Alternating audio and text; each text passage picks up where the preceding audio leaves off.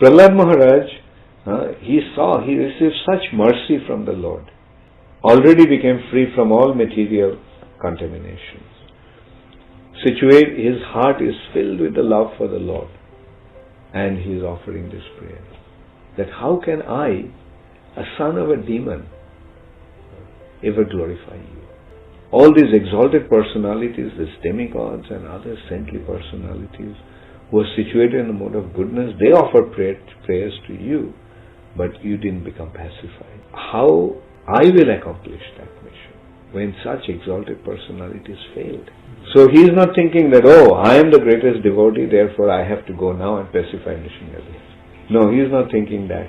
Rather, he is thinking that all these personalities failed, those who are so exalted, and who am I to even try?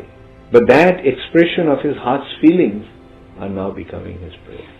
Actually, what is prayers? Prayers is the expression of the heart's genuine feelings. The way the heart is feeling towards the Lord, that is being expressed. Prayers are not just some writing by the rhyming dictionary and look at the dictionary and rhyme the words and write a poetry. There is a dictionary called rhyming dictionary. Like rhyme, poetry generally ends in the rhyming words. But prayers to the Lord is not like such arrangements. It's heart's natural expression of love and gratitude towards the Lord. So a devotee offers his heartfelt prayers to the Lord and the Lord responds.